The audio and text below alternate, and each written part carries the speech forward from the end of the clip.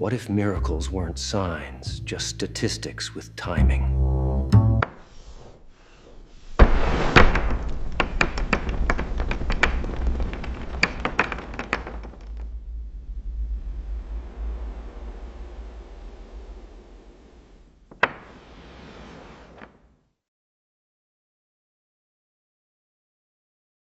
The Million-to-One Breakfast. On the first Monday of October, I counted the raisins in my bowl. Not because I'm the sort of man who counts raisins, at least I wasn't, but because the email had arrived at 6:12 with a subject line that read, "Miracle, 1 in 1 million. No greeting, no signature, just an attachment." An old scan of a page from J.E. Littlewood, the Cambridge analyst who liked to puncture superstition with arithmetic. Someone had underlined a passage in thick, impatient ink. A miracle is an event which has a probability of 1 in a million. The page included the familiar back-of-the-envelope argument. If you experience roughly one event per second, one sight, one sound, one thought, one glance at a clock, then you rack up on the order of a million events every couple of weeks. A 1 in a million thing isn't never. It's due. I had taught that argument for years as a kind of intellectual palate cleanser, a way to show students how quickly the rare becomes routine when you multiply trials. I even enjoyed the faint disappointment in the room when you took the numinous out of coincidence and replaced it with counting. But the underlining had been done with a different mood, less "isn't that neat" and more "this is happening to you." I live alone in a narrow flat near Clerkenwell, a short walk from the London School of Economics. The morning light in October comes through like a reluctant confession, pale and angled, highlighting dust I'd rather not admit exists. I stood at my counter, staring at the email on my phone, then at my phone as if it had betrayed me. I'm a professor of statistics at LSE, probability theory by training, large deviations by habit, and the law of large numbers by temperament. I've spent my adult life insisting that the universe doesn't care about your narrative instincts. It's a machine for producing data. Meaning is what we smear on top to keep ourselves warm. Still, I opened the attachment again, looked at the underlined line, and felt a flicker of something that wasn't skepticism. The second thing I noticed was the timestamp on the email, 6:12. My birthday is the 12th of June. A coincidence, of course, a cheap one. But like a cheap lock on a door, it implied someone had bothered to put something there. I poured cereal, added milk, and, because I hated that I wanted to, began to count. Raisins are not uniform objects. Some are half-raisin ghosts, others are swollen. My counting method was arbitrary, as all methods are, but I settled on a rule. Anything that could plausibly be called a raisin counted as one, and clusters counted by visible components. I reached 137. If you've spent enough time around physicists, you'll know 137 has the peculiar social status of a number that sounds like a password. It's close to the inverse of the fine structure constant, a dimensionless quantity that lurks in electromagnetism like an uncomfortable truth. I laughed out loud, an embarrassed bark aimed at the empty kitchen. 137, I told the kettle. All right. I tried to stop there, I really did. But the morning was suddenly full of hinges, small details that seemed to want to swing open. The kettle clicked off. I poured tea. Steam rose in a gentle spiral, and for a moment I thought of a phase portrait, trajectories curling toward an attractor, the geometry of recurrence. I'd been working lately on something I'd half-jokingly called my theory of large numbers. Not just the classical law of large numbers, the theorem about averages stabilizing, but a broader obsession with what happens when the count of trials is so enormous that impossible stops meaning what it used to. You could interpret Littlewood's law as comforting. The world isn't haunted, you're just doing arithmetic badly. But you could also interpret it as menacing. If you live long enough and the universe runs its combinatorics on you, the rare will come for you with the calm punctuality of a bus timetable. I ate my cereal. I drank my tea. I stared at my phone. The sender address was a string of letters that looked like a keyboard sneezing. No name, no domain I recognized. When I clicked, it produced nothing useful. I opened my laptop and did what any modern rationalist does when confronted with the uncanny. I searched for myself. Not my name, although I did that too for vanity and control, but the phrase in the email, the exact subject line in quotes as if quotation marks were a warding spell. Nothing. Then, as I was about to close the laptop, a notification slid into the corner of the screen. Recommended for you. Miracles of Probability. It was a lecture series I hadn't watched, hadn't searched, hadn't mentioned. The thumbnail was a chalkboard with a scribbled 1/10 to the sixth power circled in red. My stomach tightened, not fear exactly, but the sensation of a pattern trying to assemble itself from spare parts. I shut the laptop. My day had a schedule. Schedules are my religion. I had office hours at 10, a meeting with the department head at 12, and a seminar at 4. The simplest way to disarm a coincidence is to refuse it attention. I put on my coat and stepped into the London morning, determined to be boring. Halfway down my street, I passed a man in a high-vis jacket repainting a faded number on a utility box. He stood back to inspect his work. Fresh white paint, crisp edges. 137, he caught me looking and grinned. Council finally got round to it, he said, as if that explained why my breakfast and the street had decided to rhyme. I nodded too quickly and kept walking. London has a way of making you feel watched even when you aren't. Cameras on corners, reflections in shop windows, strangers' eyes sliding past you without landing. On a normal day, that ambient surveillance is just background noise. That morning it felt like the city was taking notes. 2. Littlewood in the basement. At LSE, the buildings fit together like a compromise, a bit of stone, a bit of glass, the old and the new in an uneasy truce. Houghton Street always smells faintly of coffee and printer toner and academic musk. My office is on an upper floor, small enough to remind me that even tenured people are fundamentally temporary. A chalkboard dominates one wall.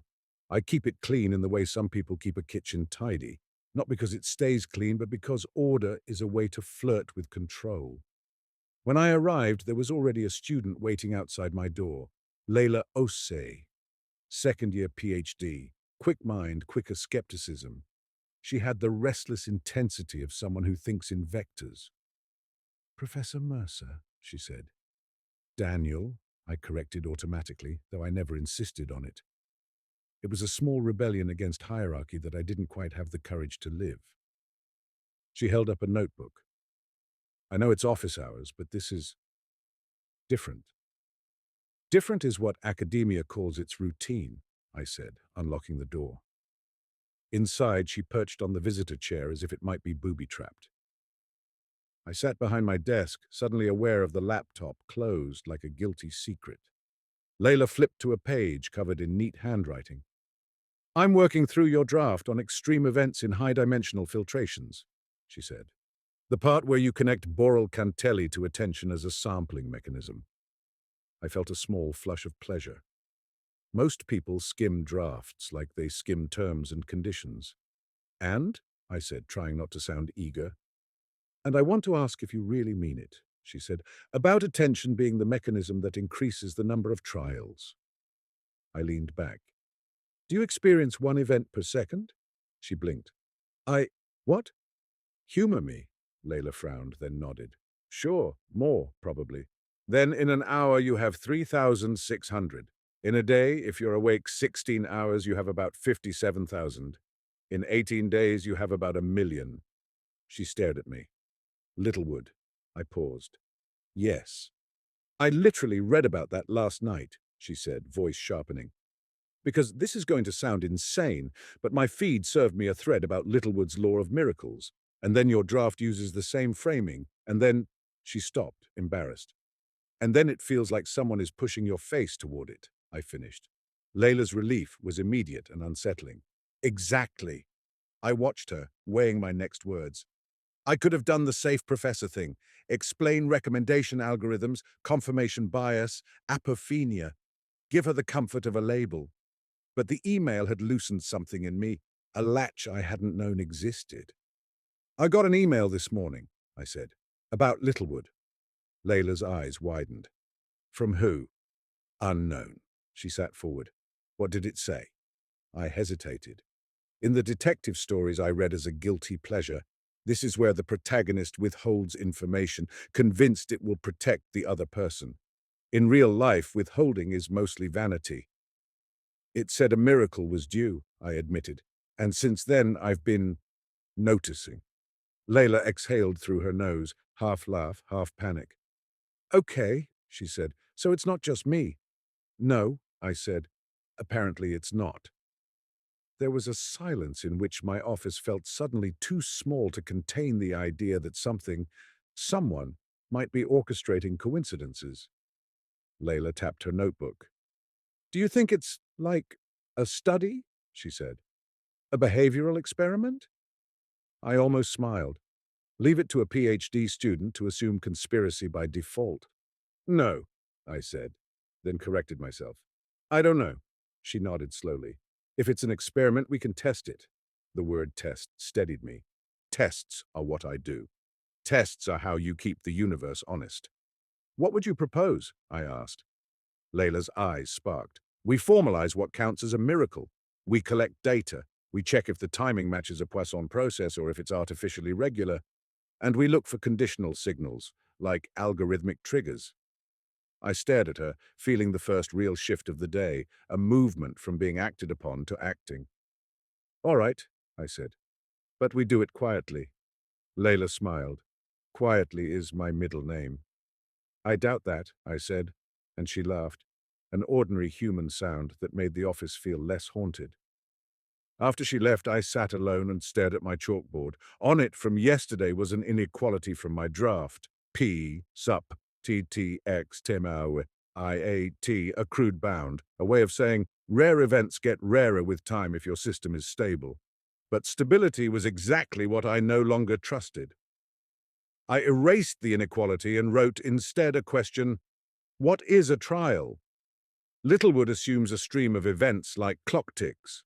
But in modern life, your trial count isn't just generated by your senses. It's generated by machines. Every scroll is a draw from a distribution curated for you. Every recommended video is a conditional probability wearing a friendly face. Every notification is a tiny Monte Carlo sample of your future attention.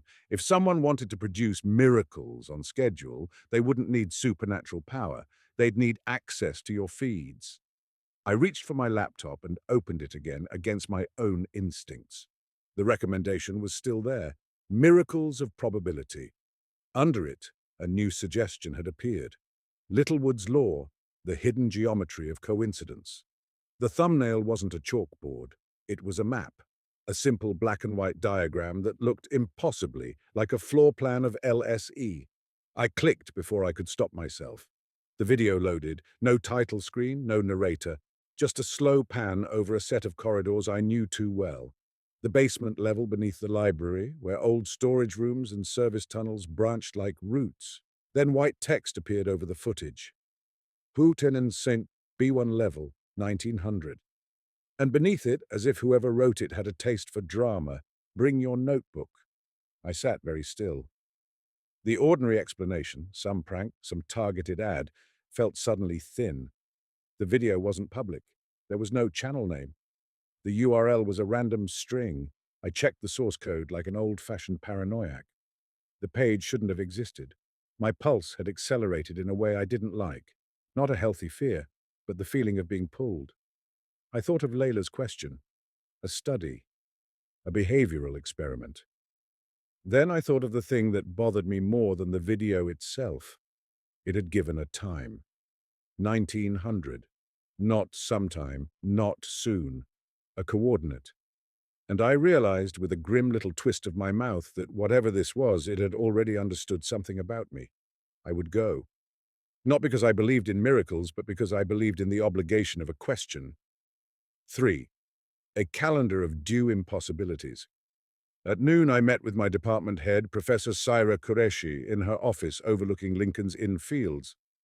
Saira was younger than me by a decade and had that particular kind of authority that comes from not needing to perform it. Her research was in network geometry, hyperbolic embeddings, latent spaces, the way social connections curve. She gestured for me to sit. Daniel, she said, your draft is ambitious. That was academic code for slightly mad. Ambition is what we call curiosity when we want to approve it, I said. Saira smiled without warmth. Your framing, attention as a filtration, will irritate the pure probabilists. Irritation is a sign of life, I said, then regretted it. She leaned forward. This is about more than math, isn't it? My eyes flicked to her computer monitor. A spreadsheet, a calendar, normal, grounded. I could have told her about the email, the raisins, the utility box, the video. I could have made myself vulnerable in a way I rarely do. Instead, I said, I've been thinking about the practical implications of rare events. Saira studied me. In what sense? In the sense that our environments, especially our digital ones, are structured to maximize encounter frequency. The number of trials isn't what it used to be. Saira nodded slowly. That's true. And if the number of trials increases, I continued, then events of a given small probability become almost inevitable. You're talking about Littlewood's law, she said. I felt a prickle along my arms. Yes. She held my gaze. Why? I could have lied. I'm good at lying in the way academics are, by speaking only in generalities. But Saira had spent years training models that could infer a person's hidden position in a latent space from their public behavior. Lying to her felt like trying to hide a lighthouse by closing your eyes. I received something this morning, I said carefully. Something that made Littlewood feel less abstract. Saira's expression tightened. From who? I don't know. She exhaled. Daniel, she said softly, are you being harassed? The word harassed yanked the situation back toward the mundane. Emails, videos, a stalker with too much time. Possibly, I admitted. Sarah stood and closed her office door, then sat again. Tell me. So I did. Not all at once. My pride still rationed my vulnerability, but enough. The anonymous email, the strange recommendation, the basement coordinate. When I finished, Saira was quiet for a moment, fingertips pressed together. This could be targeted advertising, she said finally. An ad that knows the basement corridors of LSE? I asked. Saira didn't flinch. Do you know how much location data you leak just by carrying your phone? Yes, I said. More than I want to. She nodded. Then it's feasible. Someone could build a model of you, a model of your routines. They could time things. I stared at her. But why? Saira's voice cooled. Because you're writing about attention and probability. Because you're an interesting node. Because you're predictable. Predictable. The insult and the comfort of it. You think it's someone trying to spook me, I said. I think it's someone who wants you to go to that basement at 1900, she replied. And I think they know you will. A tight smile tugged at my mouth. Yes, I admitted. They do. Saira tapped her desk. Do not go alone. I won't, I said, thinking of Layla. Saira's eyes narrowed. Who are you taking? I hesitated, then decided that partial honesty was still honesty. A student. She's interested in testing. Saira sighed. Of course she is. Of course I am, a voice said from the doorway. Layla stood there, cheerful as if she'd been invited. She held up her phone. Sorry, I saw the door close and assumed either a crisis or gossip. I'm here for both. Saira pinched the bridge of her nose. How long have you been listening? Long enough to hear Don't Go Alone, Layla said, and grinned at me. So, we're going. Saira looked between us, then said very quietly, If this is someone messing with you, Daniel, it's not funny. And if it's something else, something institutional, then you're stepping into politics. I work at LSE, I said. Politics is the wallpaper. Sarah's gaze sharpened. Exactly. She paused, then added, If you're going, I want to see the video. I opened my laptop and pulled up the page. The footage played again, the basement corridors, the white text, the time. Saira watched it like she was watching an ultrasound. When it ended, she said, That footage is from our security cameras. Layla's grin faded. How do you know? Saira's jaw tightened. Because the angle is wrong for a phone, and because I recognize the timestamp overlay. We use a specific font. A coldness spread through my chest. The video wasn't a deep fake or a clever recreation. It was the real feed, or a copy of it. Layla whispered, "So whoever sent it has access." Syra nodded once. Yes. And in that moment, the story shifted. It wasn't a vague haunting anymore. It had a shape. Someone inside the institution, or someone who could reach inside it. Syra leaned forward. "Listen," she said. "At 1900, I want you both on a call with me before you go down there. And I want your location shared." Layla raised a hand. Location sharing is the enemy of human freedom. Syra fixed her with a look. "It's also how we know where your body is if something happens." Layla lowered her hand. "Fair." Syra turned to me. "Daniel, if this is a prank, we document. If it's a threat, we escalate. If it's a miracle," I asked, unable to keep the bitterness out. Syra's eyes softened. "If it's a pattern," she corrected, "we treat it like one." I left her office with Layla at my side, and for the first time that day, I felt the air of London as something other than weather. It felt like a medium, a probability space, and I, walking through it, was a point moving along an invisible curve. 4. The overlay. The rest of the afternoon tried to be ordinary. I taught a seminar on convergence in distribution. I wrote tightness on the board and watched students pretend not to laugh. I answered questions about central limit phenomena as if my mind wasn't busy counting the hours until 1900. But the overlay didn't stop. It never stops once you start seeing it. That's the dirty secret of pattern recognition. It's not a switch you can flick off. It's a lens that, once placed over your eyes, makes the world look like it's trying to speak. At 1517, a student asked me about the difference between almost sure convergence and convergence improbability. His example involved a sequence of events that eventually always happens. I felt the phrase land like a stone. At 1603, as I walked back to my office, a poster in the corridor caught my eye.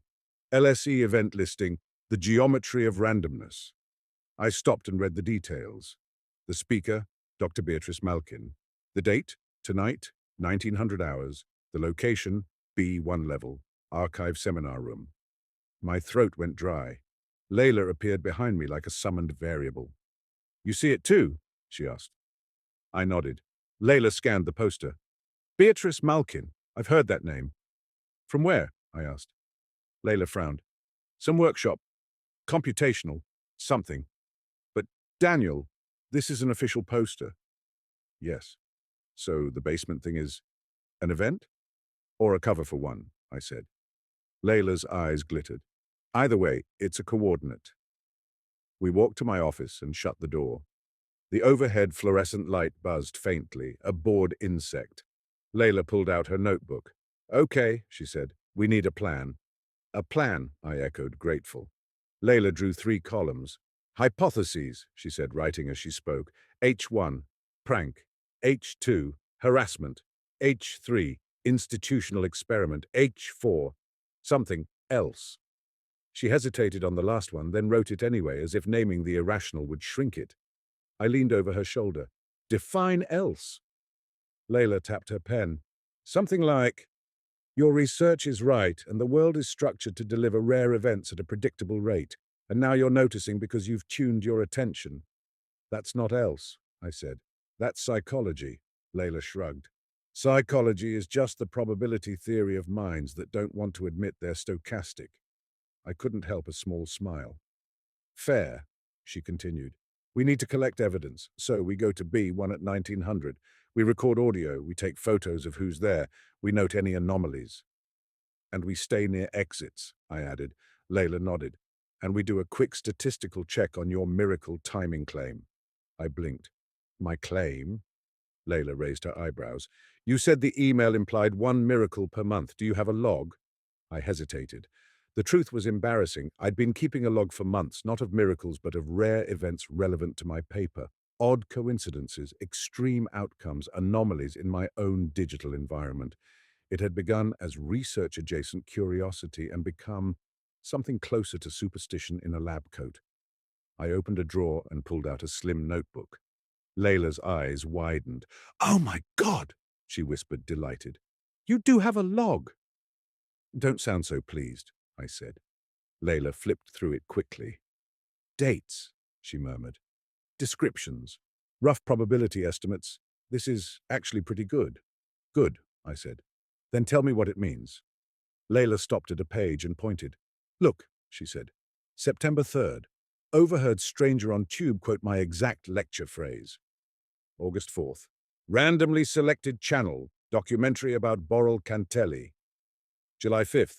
Received misdelivered letter addressed to Professor of Miracles. June 12th, your birthday, barista wrote Daniel without being told. I winced. That last one is not a miracle. Layla ignored me. These are all early in the month. So? Layla looked up, eyes intense. If miracles were random in time, you'd expect them spread across the month. But yours cluster in the first week. A cold prickling ran across my scalp. Selection bias, I said automatically. I notice early month events because you're more attentive at the start, Layla finished. Maybe. But we can test. She pulled out her phone and opened a simple script she'd written. We can do a rough chi-square. Divide each month into 4 weeks. Count miracle occurrences per week. Compare to uniform expectation. You wrote that already? I asked. Layla grinned. Quietly is my middle name. She typed quickly, then turned the screen to me. The p-value was low enough to be uncomfortable. Not definitive, nothing in a life log ever is, but suggestive. Okay, I said slowly. Assume the clustering is real. What does it mean? Layla's voice softened. It means either you're biased in your recording, or something is pacing you. Pacing, as if my life were a treadmill set to a particular incline. I looked at my chalkboard again, at the question I'd written, what is a trial? Maybe the trials weren't just sensory events. Maybe the trials were days. Maybe the unit of sampling wasn't 1 second, but 1 month. The thought was absurd. A month isn't a natural unit in probability. A month is a human artifact, a calendar, a bureaucratic rhythm, a payroll cycle, a rent due date. Unless the thing orchestrating the overlay was also human, or built by humans, or built to manipulate humans. Layla closed the notebook gently. We go, she said. I nodded once. Outside, London continued to be London. People bought coffee. Buses sighed at stops. Sirens rose and fell in the distance like a heartbeat. But beneath the ordinary, I felt the creeping sense that the city's randomness had been replaced by something more structured, not chaos, a design. 5. B1 level. At 1855, Layla and I stood near the entrance to the library, pretending to be 2 academics with a normal evening plan. Syra was on the phone in my ear. Are you both there? She asked. Yes, I said. Layla waved at my phone as if Syra could see it. Hello, department head, she said cheerfully. Syra ignored her. If anything feels wrong, you leave, she said. Do you understand? Yes, I said. Layla nodded solemnly. We leave. Syra exhaled. And Daniel, this is not a game. You're not a detective. I almost laughed. I know. But as Layla and I walked down the stairs toward B1, I felt the truth of Syra's warning and the futility of it. I wasn't a detective, but I was suddenly a man with clues. The basement of LSE is a different world. Above ground, everything is glass and posters and purposeful movement. Below, the air changes. It smells of dust and old paper and the metallic tang of pipes. The lighting is harsher, shadows sharper. Sound behaves differently. Footsteps echo as if the building is remembering them. We followed signs toward Archive Seminar Room. The corridor looked exactly like the video. Layla slowed, eyes darting. Okay, she whispered. That's unsettling. At the end of the corridor, a door stood open. Warm light spilled out, and with it, the murmur of voices. It was, absurdly, an event. Inside, about 20 people sat in folding chairs. A projector hummed. On the screen was a title slide, The Hidden Geometry of Coincidence.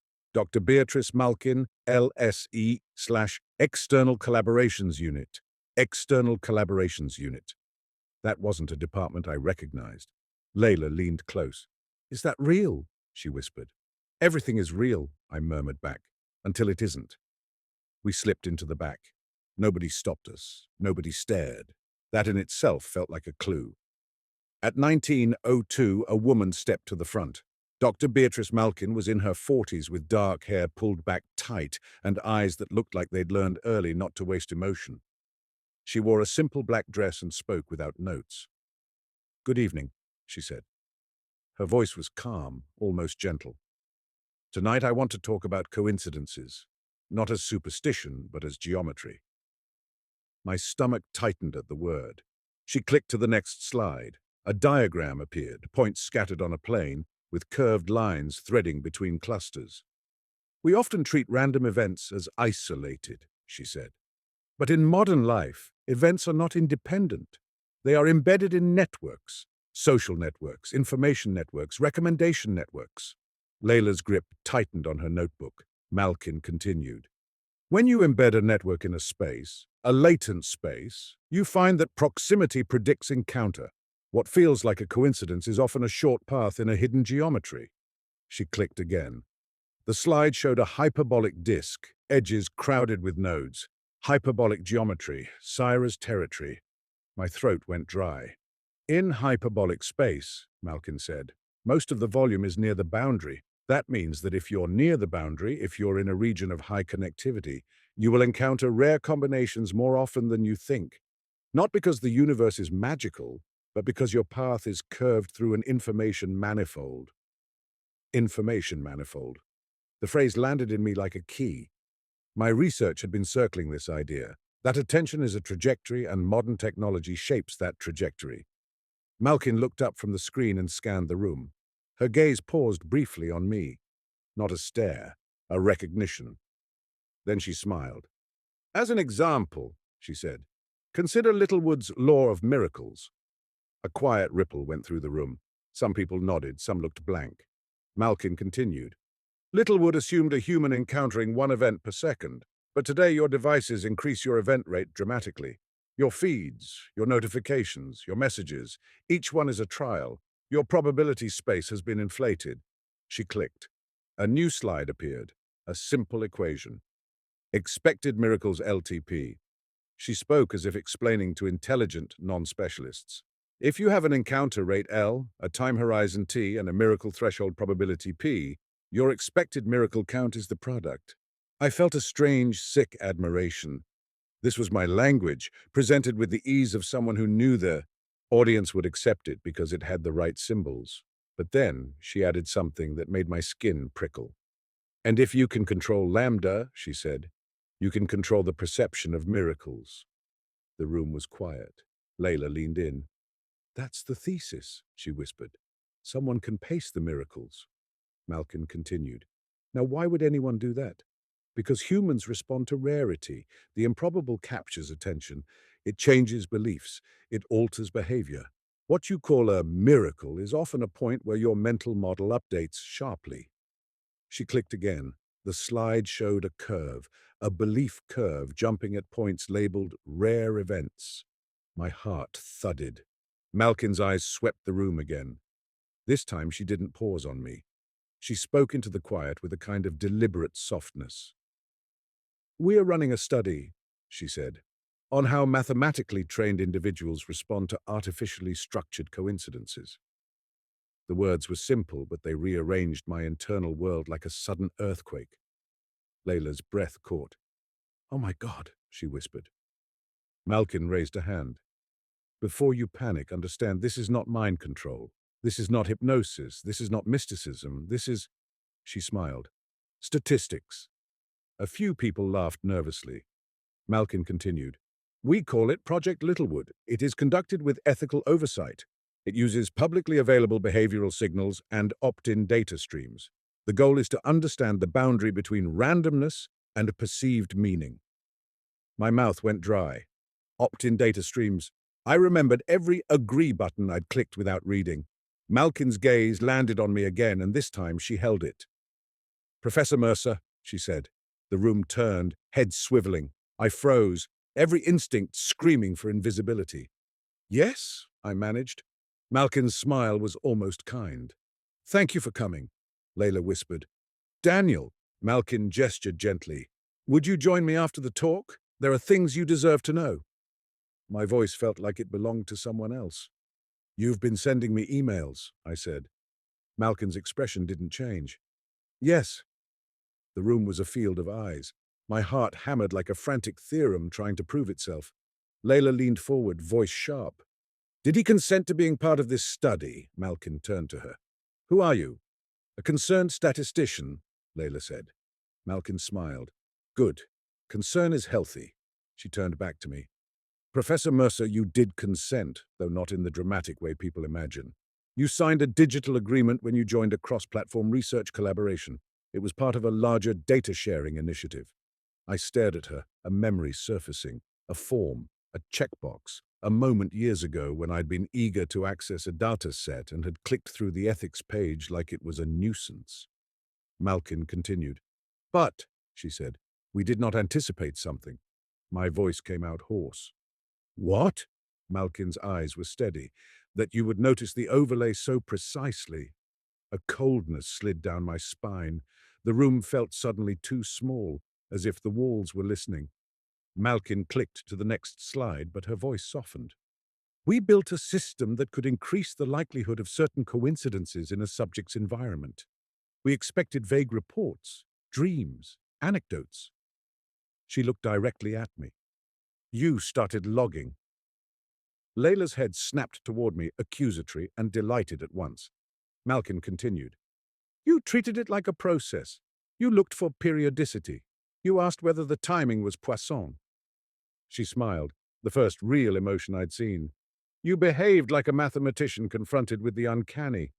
It was beautiful." I wanted to throw something at her, or thank her, or vomit. Instead, I said very carefully, "Why me?" Malkin paused, as if choosing how much truth to give. "Because you've been writing," she said, "about how attention turns life into a large number regime." She gestured toward the screen where my own draft title had appeared. "Attention as a Filtration, Extreme Events in Modern Experience, D. Mercer, Draft." My draft, on her slide. The room murmured. Layla whispered, "They're using your work." Malkin nodded. "We are using his framing," she said calmly. "And we are offering him something in return." I clenched my hands. "What?" Malkin's voice dropped slightly. "Access." A chill ran through me. "Access to what?" Malkin clicked. The slide changed to a diagram that made my breath catch. It was a shape, an intricate pattern of loops and curves, something like a torus folded into itself. Points dotted the curve, each labeled with a date. I recognized the dates. They were mine. My logged miracles, plotted not on a calendar but on a geometric object, a manifold. Malkin spoke softly. "We mapped your anomalous events into a latent space derived from your attention trajectory. We found something we did not expect." She pointed to the curve. "Your path is not wandering randomly. It is confined to a low-dimensional structure." I swallowed. "That's impossible." "It's improbable," Malkin corrected. "And yet—" The room was silent now in a deeper way, the way a room goes silent when it realizes it's part of a story. Malkin turned back to me. "Professor Mercer," she said, "if you come with me after this, I will show you the system." Layla's voice was low, fierce. "Daniel, don't!" Sarah's voice suddenly crackled through my phone speaker. I'd forgotten I was still connected. "Daniel," she said sharply, "do not go anywhere alone with her." Malkin heard it and smiled. "Ah," she said, "Professor Qureshi, of course." Sarah's voice hardened.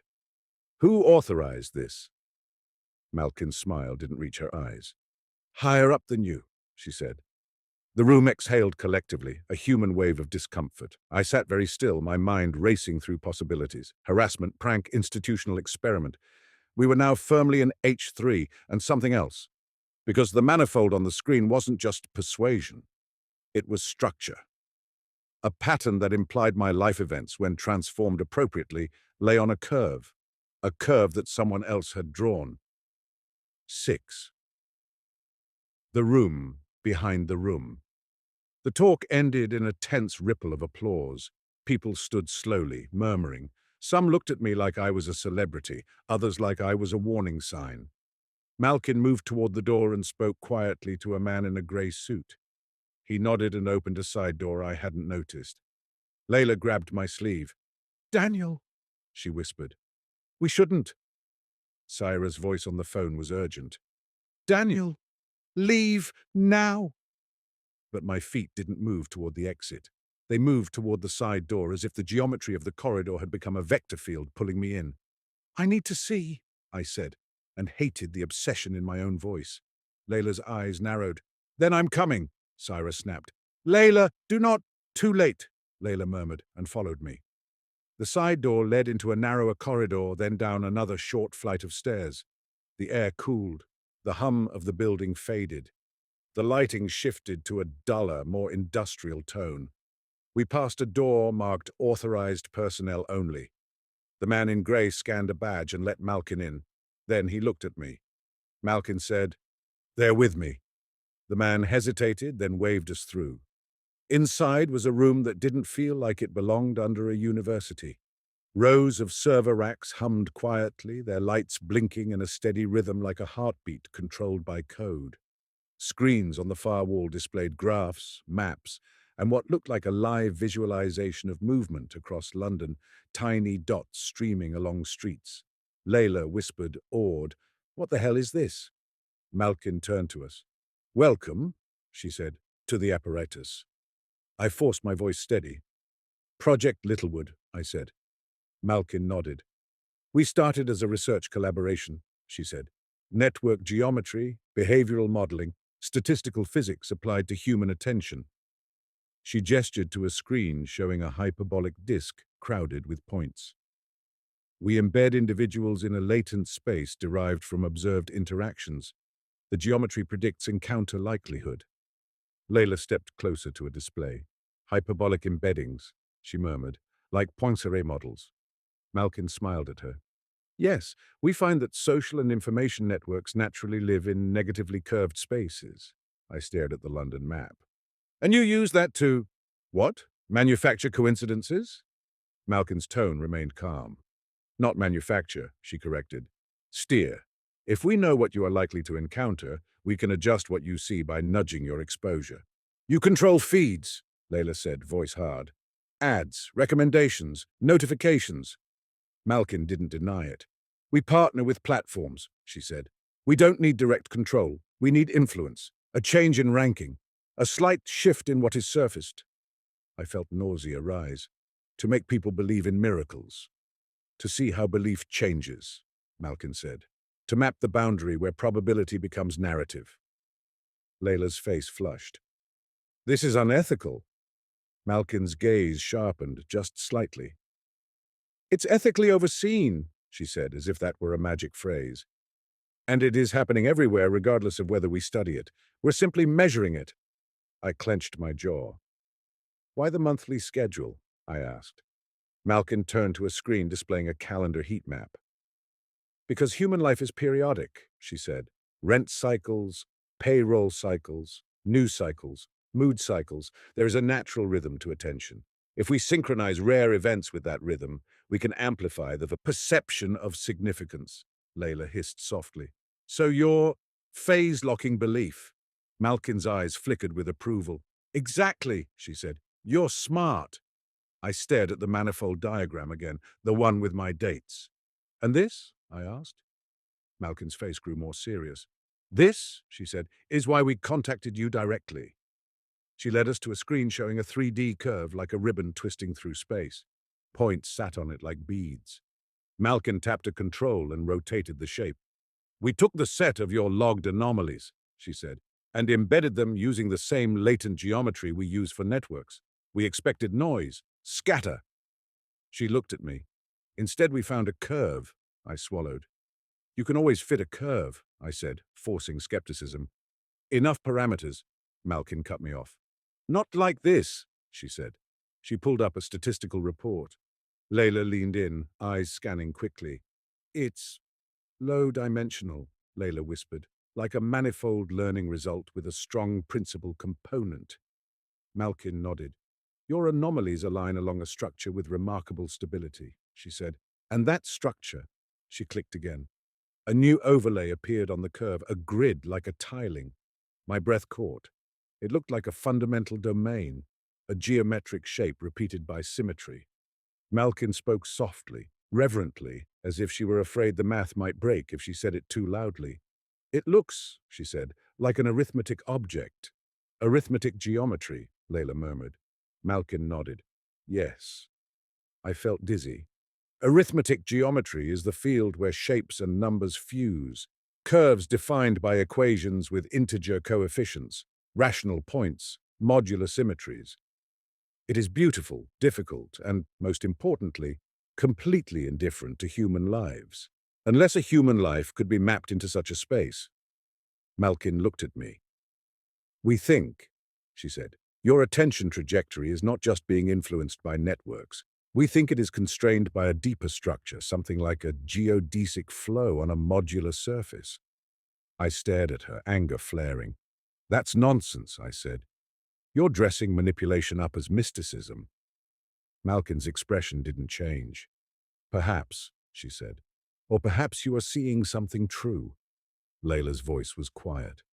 "Daniel," she said, "if this is real, it's enormous."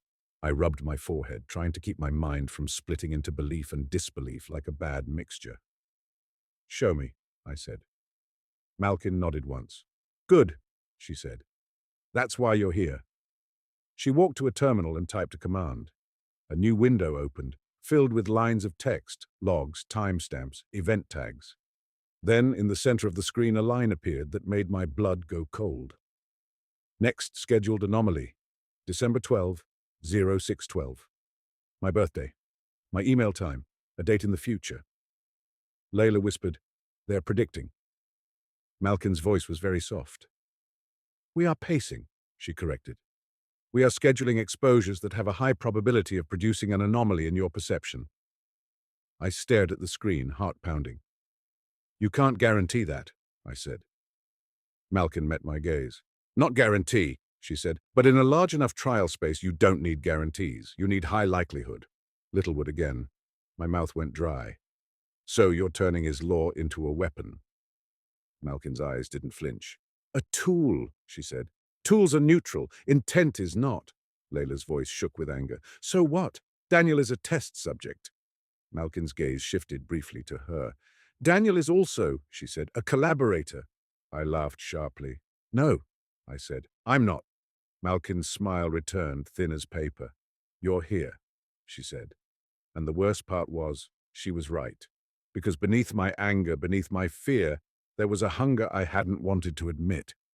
The hunger to know whether reality had a hidden structure I could read. The hunger to see whether numbers and geometry didn't just describe the universe, but governed it. I heard Syra's voice again through my phone. "Daniel," she said, urgent, "get out of there." I looked at Layla. Her face was pale, eyes bright, and in that moment I understood what Littlewood's law leaves out.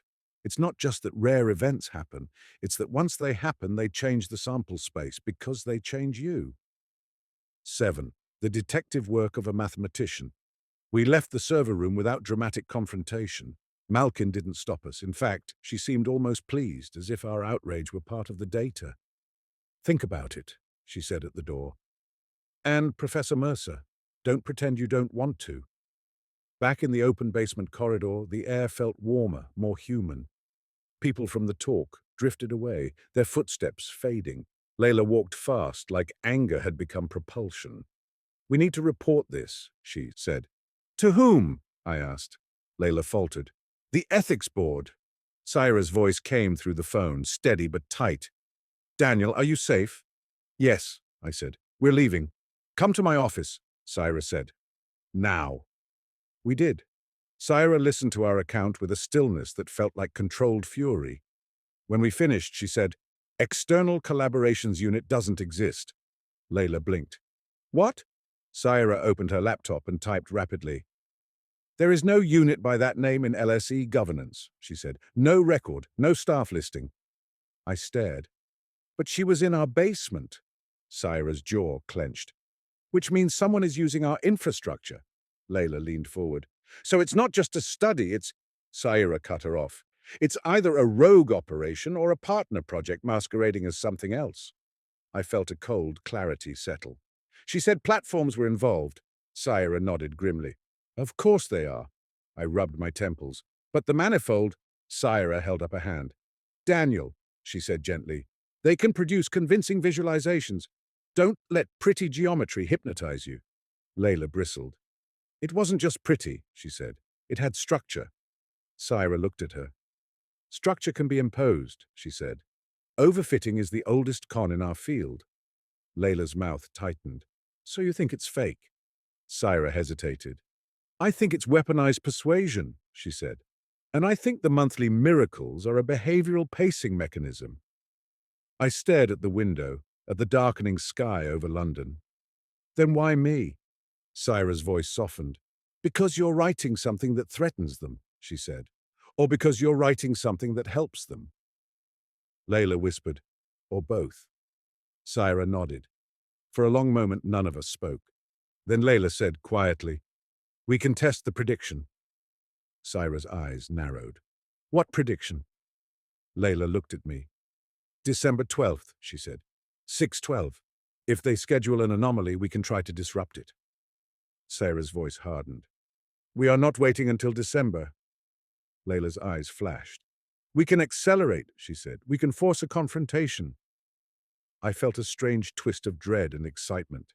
It was the detective part of my mind, the part that had been dormant under years of proofs and lectures, waking up. How? I asked. Layla's smile was sharp. We change the trial space, she said. We reduce exposure. We go dark. No phone, no laptop, no feeds, no platforms. We make it hard for them to steer. Syra shook her head. You can't go completely dark. Layla shrugged. Not completely, she said, but enough to see if the miracles are digital. And if they still happen? I asked. Layla's gaze held mine. Then we consider the possibility, she said, that something else is going on. Syra looked between us, then sighed. Daniel, she said, you're not well equipped for obsession. I almost laughed. I'm a probabilist, I said. Obsession is just my job with fewer boundaries. Syra didn't smile. I'm serious. I nodded. So am I. That night I went home and did something I hadn't done in years. I turned my phone off. Not silent, not airplane mode. Off. The screen went black. The room felt instantly quieter, as if a small insect had stopped buzzing near my ear. I sat at my kitchen table with a notebook and a pen, analog and stubborn. If there was an overlay, I would try to see it without the machines that might be producing it. I wrote at the top of the page, Experiment 1, Analog Week. Then beneath it, no phone, no laptop, no TV with internet apps, no social media, no streaming paper news, only physical cash. Random choices made by dice, it felt theatrical. It also felt necessary. I found a pair of dice in a drawer left over from some forgotten board game and rolled them to decide what to eat the next day. 6. I stared at the dice, heart thumping. Not because 6 is impossible, it's 136, practically common, but because it had the shape of a sign. I whispered to no one, don't start. Then I wrote it down anyway. 8. The week without machines. The first day without my phone, London felt different. Not because the city changed, but because I realized how much of my perception was normally mediated through a rectangle. Without it, the world regained its raw texture, the sound of footsteps on pavement, the smell of exhaust and coffee, the constant, low human murmur. I walked to LSE with a paper map folded in my pocket like a relic. I bought a newspaper from a kiosk and felt absurdly proud. The overlay for a few hours seemed to thin. No uncanny recommendations, no mysterious notifications, no algorithmic whispers. I began to relax. Then at lunchtime, I went to a small cafe near Aldwych, one I rarely visited. I rolled the dice in my pocket to decide what to order. A 6 and a 1, 61, prime. I almost laughed at myself for noticing. I ordered the item with number 61 on the menu, mushroom and thyme tart. When it arrived, the server set it down and said, on the house today.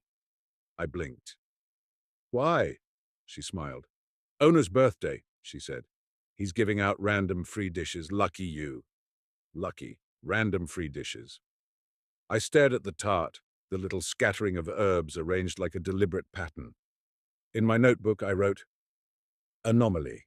Free meal due to random distribution. Then I added, reluctantly, note. Even analog life contains randomized policies. The next day, I took the tube without headphones. I watched people instead. A man across from me was reading a paperback. The cover caught my eye. The Man Who Counted, a novel of mathematics. A popular book, nothing rare.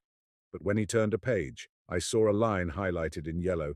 Given enough tries, the universe cannot help but surprise you. He looked up and caught me staring. I looked away quickly, cheeks hot. That night, I watched broadcast television, actual channels, actual scheduled programming. I chose by dice roll again. The channel I landed on was airing an old documentary. The title in the corner of the screen, Littlewood, Miracles and Mathematics. I froze, remote in hand. Okay, I said out loud. All right. I turned it off, not because I was afraid of a documentary, but because I was afraid of what it meant that I'd found it without any algorithm guiding me. In my notebook, I wrote anomaly. Littlewood doc on broadcast TV after dice choice. Then, beneath it, hypothesis not purely digital. Could be selection bias plus heightened attention. Or, I stared at the pen hovering over the page and felt the absurd urge to write the word fate. I didn't. Instead, I wrote, need more data. Because that's what I do when my mind tries to become a cathedral. I build a spreadsheet. Except I couldn't because I'd chosen paper. So I built the spreadsheet in my head, and it was worse. On the fourth day, something happened that made the hair on my arms rise. I was walking home along Fleet Street when a bus passed, its side plastered with an advertisement. A large white slogan on black. What is a trial? I stopped dead on the pavement. People flowed around me like water around a rock. My own chalkboard question, my private note. My stomach dropped. I stared at the ad, heart hammering. At the bottom, in small print, was a logo, a stylized curve, like a looped ribbon. And beneath it, Project Littlewood, see the geometry. A website address was printed too, but I had no phone to photograph it, no device to visit it. The world felt suddenly less like a probability space and more like a stage.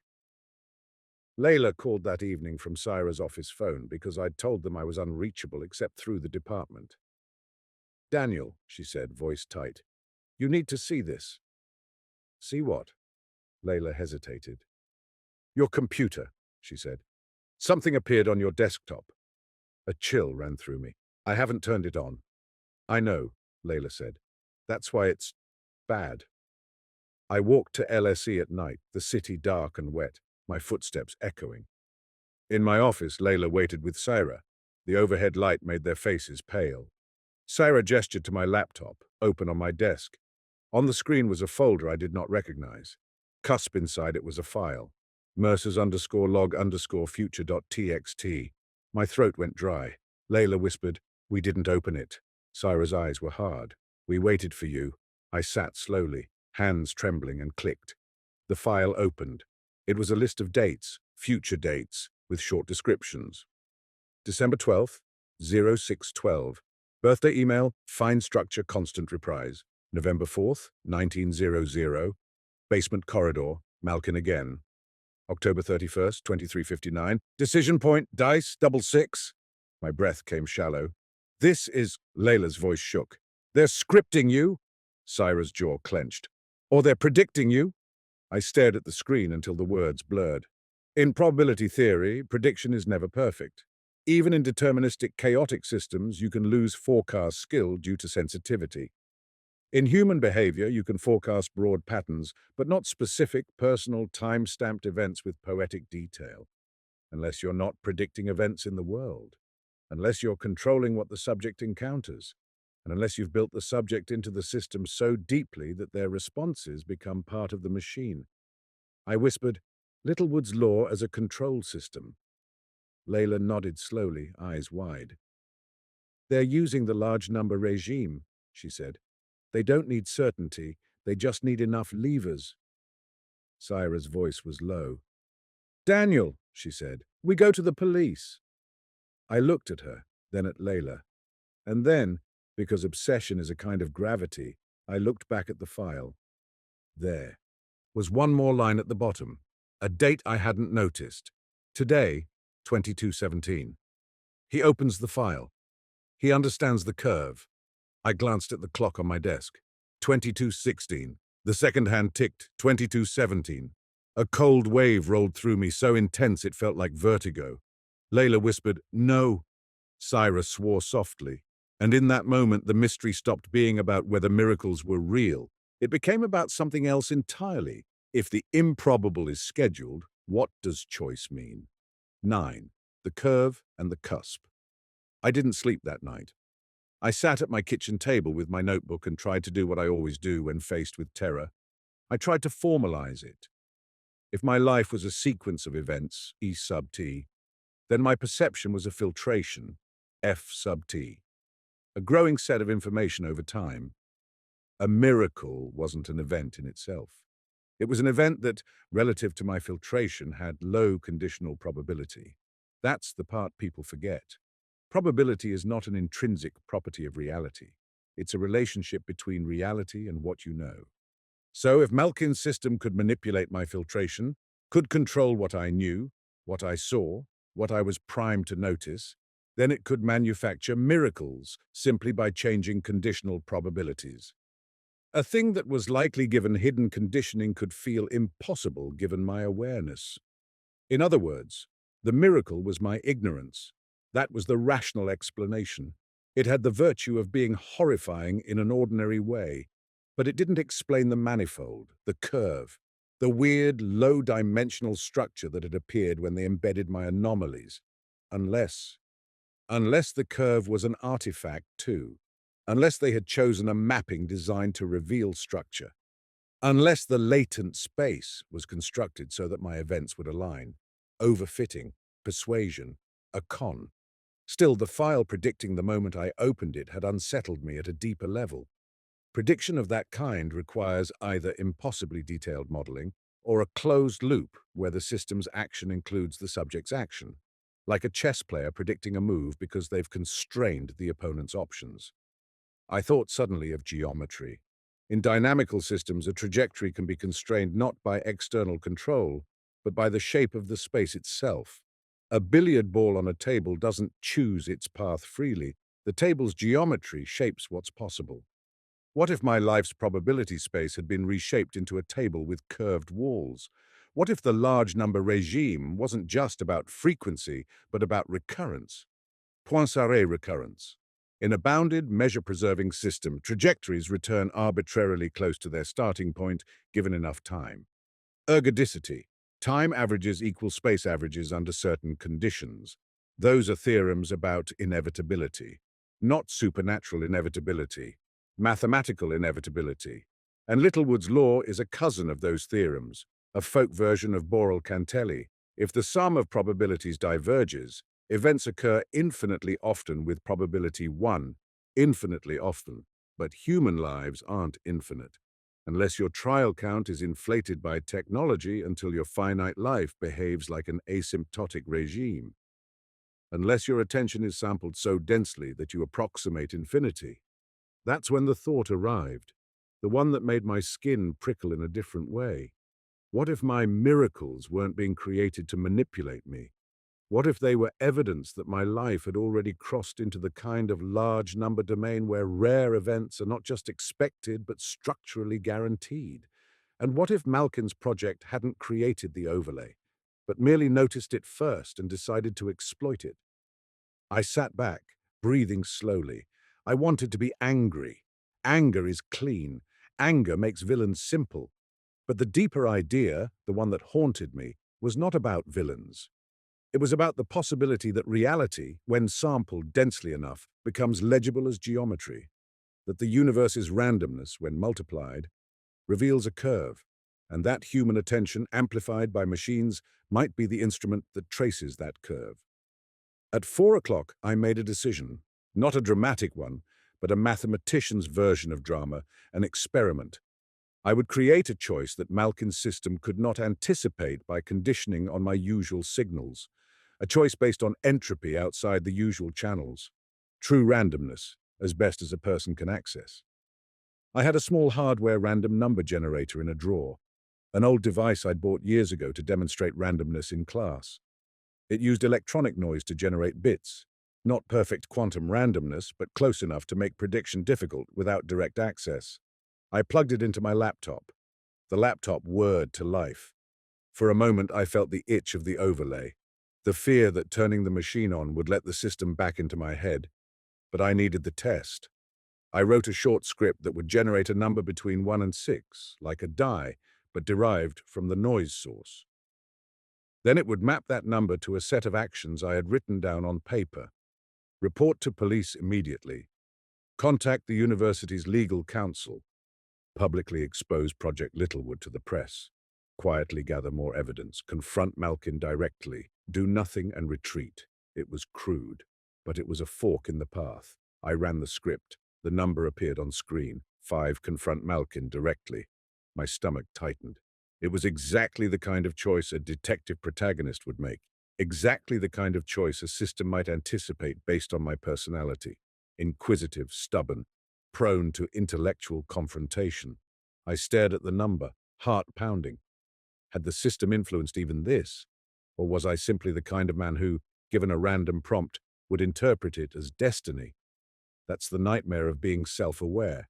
You can never tell where the boundary is between manipulation and your own predictability. I closed the laptop and stared at my notebook. Then I wrote, Experiment 2, Confrontation Location, Neutral, no devices, witness present. I knew who the witness would be, Layla. When I called her at 8 o'clock from my office phone, she answered immediately as if she hadn't slept either. Daniel, she said, voice rough, tell me you're not alone. I'm at LSE, I said. Meet me in my office. We're going to see Malkin. Layla's laugh was sharp and terrified. Of course we are. 10. The meeting at the museum. We chose the British Museum because it felt symbolically right. Geometry and numbers housed among stones and gods. Human attempts at permanence stacked behind glass. Also, it was public. Malkin agreed with surprising ease when I contacted her through the only channel I had, the poster's email address, copied down by hand. Her reply came within minutes. 12 o'clock. Great Court, by the Rosetta Stone. She had a sense of theatre, or she understood that I did. Layla and I arrived early. We left our phones off and carried nothing digital. My notebook felt like a talisman. The Great Court was bright with winter light filtering through the glass roof. Tourists moved in slow clusters, cameras rising and falling like mechanical birds. The Rosetta Stone sat behind its protective glass, surrounded by people trying to read meaning into carved marks. Translation. That was what this was about, I thought. Translating randomness into narrative. At noon exactly, Malkin appeared. No entourage this time. No grey-suited man. Just her, moving through the crowd with calm purpose. She stopped in front of us and smiled. Professor Mercer, she said. Layla. Layla's eyes narrowed. How do you know my name? Malkin's smile flickered. You were in the room, she said. And you're memorable. Layla snorted. So is malware. Malkin's gaze returned to me. You read the file, she said. I felt my throat tighten. Yes. And you saw the prediction? She continued. Yes, I said again, forcing my voice steady. How? Malkin didn't answer directly. She tilted her head slightly as if considering me as a specimen. Do you know what a cusp is? She asked. Layla's eyes flashed. A point of singularity in a curve, she said. A place where the derivative misbehaves. Malkin nodded. In hyperbolic geometry, she said, a cusp is also where the surface stretches out toward infinity, a place where trajectories can spend a long time, a place where rare excursions become structured. I stared at her. Why are you talking like a mystic? Malkin's smile was faint. Because you think like a mathematician, she said. And mathematicians are mystics who insist on proof, Layla cut in. What do you want? Malkin looked at her. To show Daniel the thing he's already close to seeing, she said. And what's that? I asked. Malkin's eyes held mine. That Littlewood's law is not just a counting trick, she said. It's a hint about how meaning emerges in large number spaces. Layla scoffed. Meaning doesn't emerge, she said. We impose it. Malkin shrugged. That's one model, she said. But there are others. I clenched my notebook. Stop performing, I said. Tell me plainly, are you controlling my environment? Malkin's gaze didn't waver. Yes, she said. Layla inhaled sharply. Malkin continued. Not completely, not like puppetry, but we can nudge, we can surface, we can synchronize. And the file? I demanded. Malkin's voice softened. That was a mistake, she said. A mistake, Layla repeated, incredulous. Malkin nodded. An internal tool leaked into your system, she said. A predictive schedule. It was not meant for you to see. Layla's eyes narrowed. You hacked his computer. Malkin's expression tightened. We had access through the research integration, she said, which you would call a hack if you didn't sign for it. I felt sick. You're justifying this with paperwork. Malkin's gaze softened, almost genuinely. I'm telling you the truth, she said, because I think you deserve it now. I forced myself to breathe. Why now? Malkin glanced at the Rosetta Stone behind her. Because you've reached the point in the process where the subject either collapses into paranoia or crosses into understanding. Understanding what? I asked. Malkin's voice dropped. The deeper structure, she said. Layla's face hardened. There is no deeper structure, she said. There is only manipulation. Malkin looked at her, then back at me. Daniel, she said, tell me, why did you start writing about attention as a filtration? The question hit me harder than I expected. I swallowed. Because, I said slowly, I noticed my own life changing, the frequency of events increasing, the sense that my mind was being sampled too densely to remain stable. Malkin nodded. And what did you conclude? That the large number regime turns the rare into the inevitable, I said. That miracles become normal. Malkin's eyes brightened slightly. Yes, she said. Now ask the next question. I stared at her. Layla whispered, Don't. But the next question was already forming in my mind like a theorem seeking its statement. If rare events become inevitable, then the most improbable thing might not be unlikely at all. It might be the thing you hit eventually because the space is large and your path is long. The most improbable thing, given enough trials, becomes due, but that's still counting. The deeper question, the one that had been stalking me since the manifold, was about shape. What if, I said slowly, the set of rare events is not scattered? Malkin's smile widened, small and sharp. What if it has geometry? I continued, voice trembling, and our lives trace paths through it? Layla shook her head. Daniel? Malkin spoke softly. Yes, she said. That's what we found. I felt my pulse in my throat. You didn't create the curve, I said. You discovered it. Malkin's eyes held mine. We discovered something like it, she said. And then we tried to see if we could amplify it. Layla's voice was bitter. So you exploited it. Malkin didn't deny it. Yes, she said, because if the structure is real, it has implications beyond curiosity. I stared at her. What implications? Malkin's gaze slid across the crowd, the tourists, the cameras. Prediction, she said. Control, belief, politics. I felt cold. So this is a political project. Malkin's face went still. Everything is, she said quietly, especially mathematics when it touches human behavior. Layla's voice shook with rage. You're using probability to manipulate people's sense of meaning. Malkin looked at her. People are already manipulated, she said. We're measuring the mechanism. I clenched my fists. And me? I asked. Am I just a mechanism to you? Malkin's eyes softened, and for the first time she looked tired. You were a convenient subject, she admitted, but you became more. Because I noticed, I said. Because you mapped, Malkin replied. You treated your life like data. You behaved like a system trying to infer the system it's inside. Layla whispered, almost to herself. A model trying to learn its own latent space. I looked at the Rosetta Stone again, the layered scripts, the translation key. You think my life is a text, I said. Malkin's voice was gentle. I think reality is, she said, and you're one of the few people trained to read it. That was the line, the seductive one, the one that could turn anger into purpose. I felt it hook into me, and I hated her for knowing it would. I took a step closer. Then prove it, I said. Give me something I can't explain with conditioning and manipulation. Malkin held my gaze for a long moment. Then she said quietly, "All right." She reached into her coat pocket and pulled out a folded piece of paper. No phone, no screen, just paper. She handed it to me. "Don't open it yet," she said. "Tell me, what is the most improbable thing you can imagine happening to you today?" I stared at her, mind racing. The question was a trap.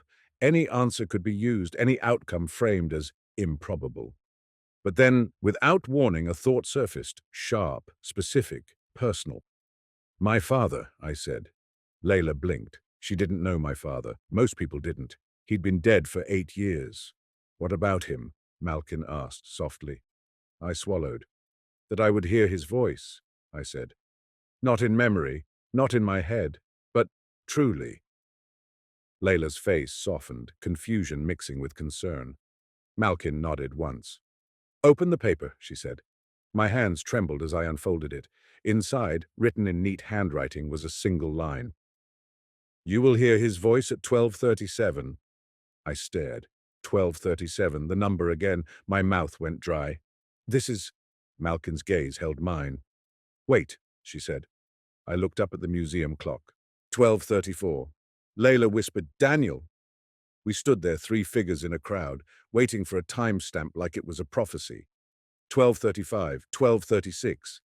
My heart hammered so hard I felt dizzy. 12:37. And then a voice behind me said, warm and familiar in a tone I hadn't heard since childhood, "Danny?" I froze. Layla's hand flew to her mouth. I turned slowly. An older man stood a few feet away, tourist map in hand, looking apologetic. "I'm so sorry," he said.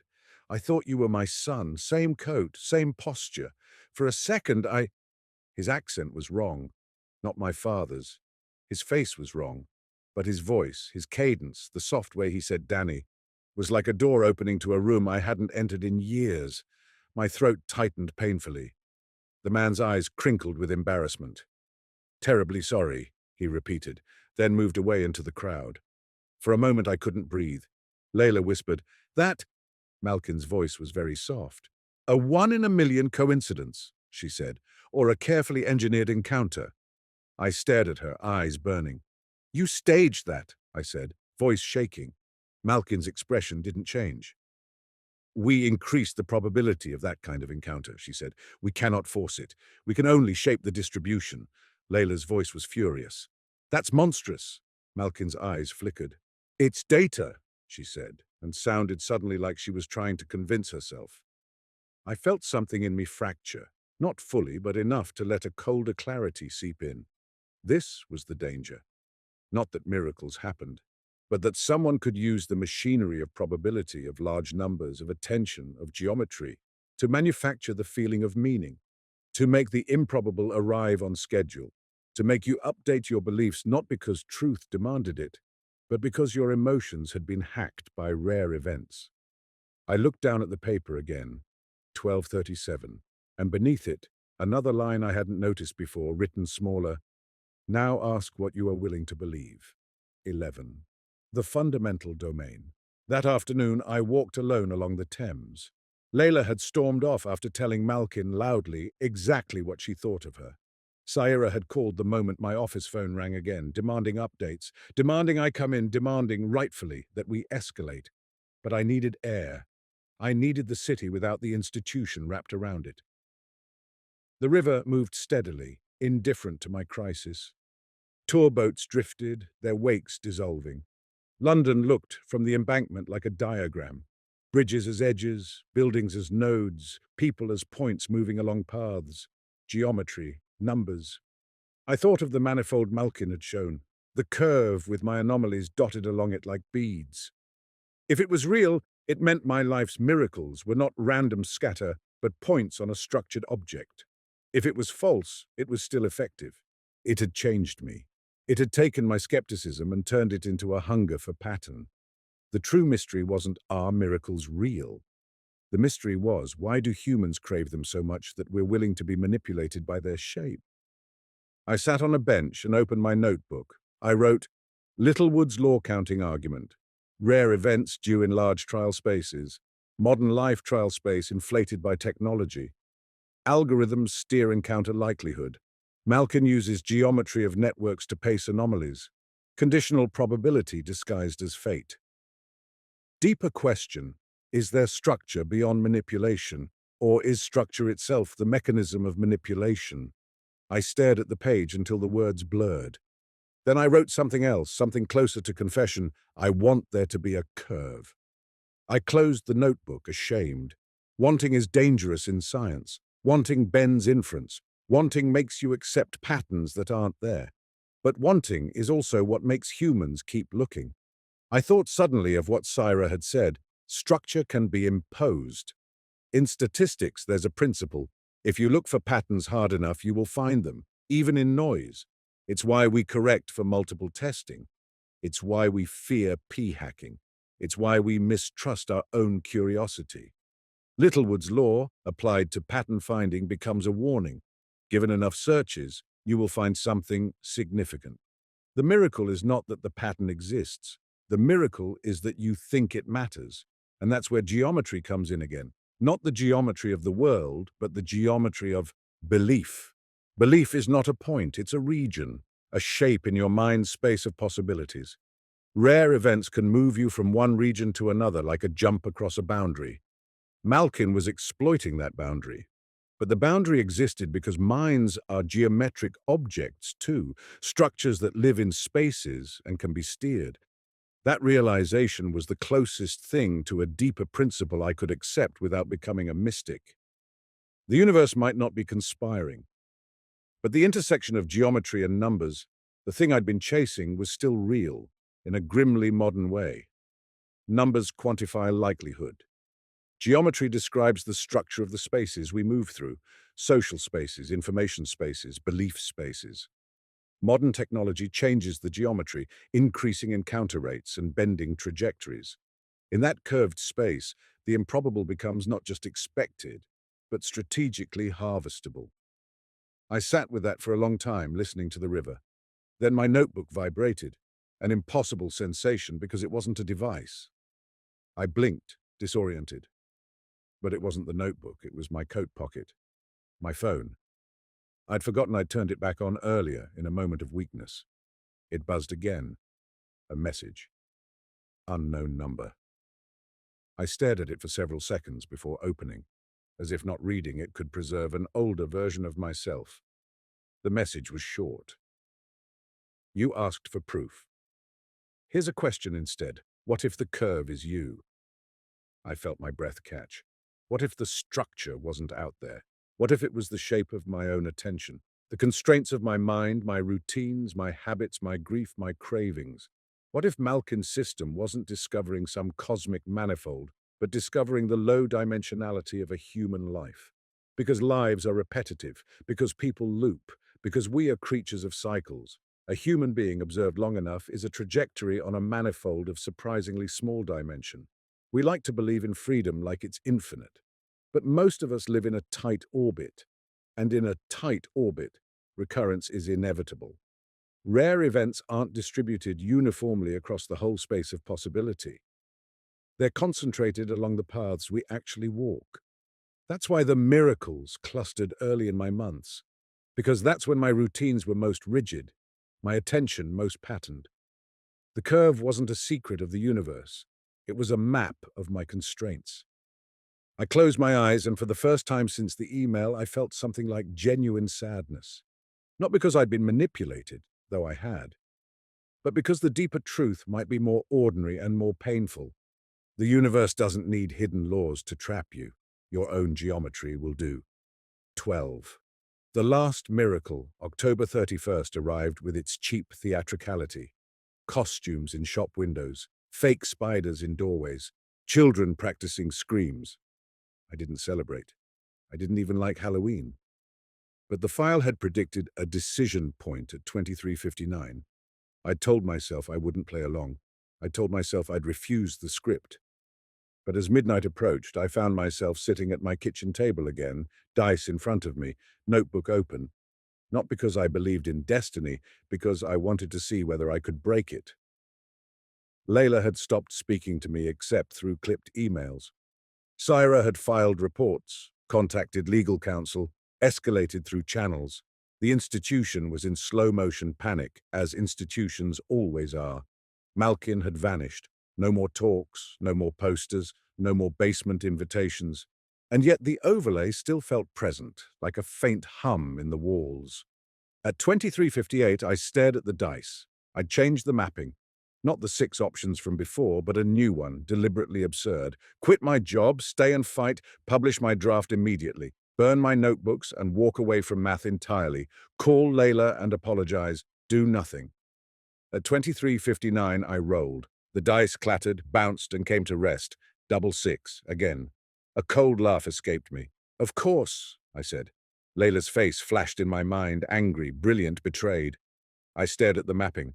Double 6 corresponded to option 6, do nothing. I felt rage flare. No, I whispered. Then I realized something that made my anger falter. The dice hadn't chosen do nothing. I had. I'd constructed a mapping that let do nothing exist as an option. I'd included it because part of me wanted it. Part of me was exhausted. The dice were random. The meaning was mine. I sat back slowly, heart pounding, and let the room be silent. Then I did the only thing that felt like defiance. I picked up the phone and called Layla. She answered on the second ring, voice sharp. Daniel. I'm sorry, I said. There was a long pause. For what? Layla asked, voice tight. For letting my curiosity override your safety, I said. For treating this like an intellectual puzzle when it hurt you. Layla's breath shuddered. You let her use you, she said. Yes, I whispered, and I liked it. Silence. Then Layla said very quietly, yeah. I swallowed. I don't know what's true, I said. I don't know whether there's a deeper structure or just manipulation, but I know what I became when I started seeing miracles everywhere. Layla's voice softened slightly. A person who couldn't stop, she said. Yes, I said, and I don't want to be that person. Layla was quiet for a moment, then said, so what now? I looked at my chalkboard across the room, at the ghost of my question. What is a trial? I understood suddenly that the trial wasn't the event per second stream. It wasn't the monthly cycle. It wasn't even the algorithmic feed. The trial was the moment of choice when you decide what meaning to assign. You can't stop rare events, but you can stop letting them dictate your beliefs. I don't know, I said honestly, but I think I want to go back to math that doesn't touch my soul. Layla let out a small, humorless laugh. Good luck, she said. I smiled faintly. And I want to keep writing, I added. But differently. Not as a man trying to prove the universe is legible. As a man trying to warn people that legibility can be weaponized. Layla's voice was quiet. That, she said, is a paper I'll help you write. I closed my eyes, relief washing through me. Not a miracle, just a human connection salvaged from the wreckage of obsession. When I hung up, I looked at the clock. 0006. The decision point had passed. Nothing dramatic had happened. No cosmic reveal. No villain unmasked in a single monologue. Just me choosing, at last, to stop being pulled by the overlay. And yet, as I stood to wash the dice and put them away, I noticed something on my kitchen counter. A raisin, single, lonely, as if it had escaped the cereal months ago and waited patiently. I picked it up between my fingers, amused despite myself. One more, I murmured. Then I ate it, and for the first time in weeks, I didn't count. 13. Epilogue. The geometry you can live with.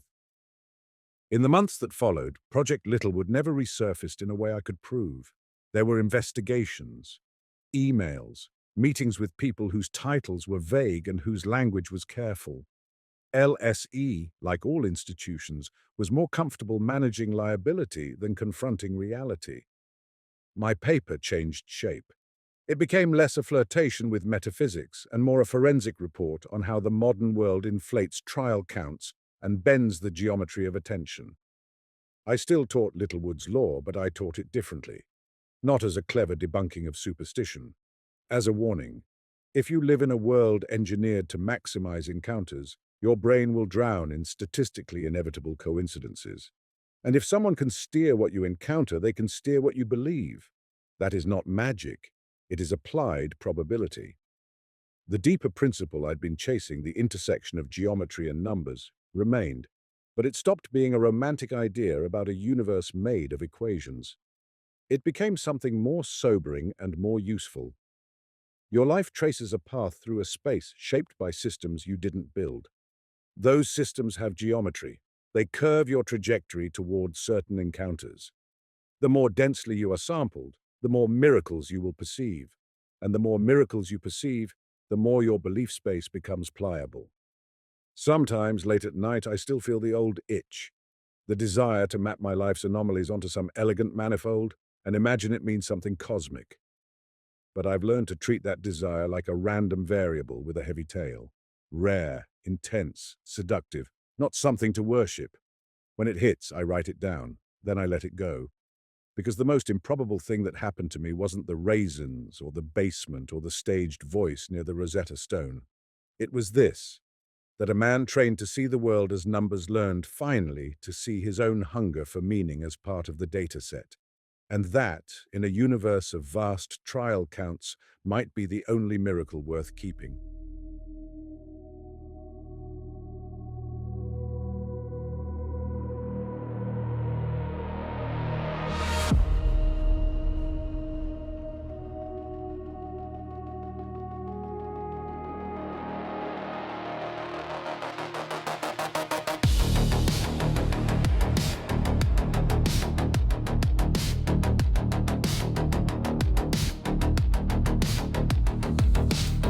Binary whispers in the black void home.